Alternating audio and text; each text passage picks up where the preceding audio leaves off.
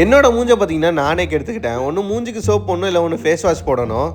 ஆனால் நான் கிறுக்குத்தனமாக பார்த்தீங்கன்னா முதல்ல மூஞ்சிக்கு சோப் போட்டுட்டு அப்புறமேட்டு இன்னொரு வாட்டி ஃபேஸ் வாஷ் போடுவேன். நான் தான் பெரிய அறிவாளி மாதிரி இத்தனை நாளாக நான் சோப் போட்டுட்டு அப்புறமேட்டு ஃபேஸ் வாஷ் போட்டு மூஞ்ச கழுவுறனால பார்த்தீங்கன்னா என்னோடய ஃபேஸ் ஃபுல்லாக கட்டி வந்துருச்சு. இப்போ கொஞ்சம் கொஞ்சமாக பார்த்தீங்கன்னா என்னோடய ஃபேஸை நான் ஆயில்மெண்ட்லாம் போட்டு சரி பண்ணிகிட்ருக்கேன்.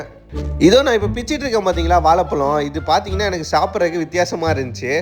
அப்படி என்ன வித்தியாசமாக இருந்துச்சுன்னு பார்த்தீங்கன்னா அது ஒரு பழமும் சாப்பிட்றப்ப பார்த்தீங்கன்னா அதில் பப்பாளி பழத்தில் இருக்க கொட்டை சைஸில் ஒரு 2, 3, 4 கொட்டை இருக்குது. வாழைப்பழத்தில் சீடு இருக்கிறது எனக்கு தெரியும், ஆனால் இவ்வளோ பெரிய சீடு இருக்குன்னு எனக்கு தெரியாது. இந்த பழம் பார்த்தீங்கன்னா எனக்கு கூட வேலை பார்க்குறவங்க கொடுத்தாங்க. அது கொடுக்குறப்பே கொஞ்சம் பார்த்து ஜாக்கிரதையாக சாப்பிடுன்னு சொன்னாங்க. ஏன்னு பார்த்தீங்கன்னா இந்த கொட்டை போய் தொண்டையில் சிக்கிக்குமா. அவங்க சொன்னப்போ பார்த்தீங்கன்னா எனக்கு பெருசாக தெரியல, சாப்பிட்டதுக்கப்புறம் தான் எனக்கு பெருசாக தெரிஞ்சிச்சு. அப்புறமேட்டு பார்த்தீங்கன்னா தூங்குறதுக்கு முன்னாடி பார்த்தீங்கன்னா ஒரு டம்ளர் சுடு தண்ணி குடிக்கிறது நல்லது.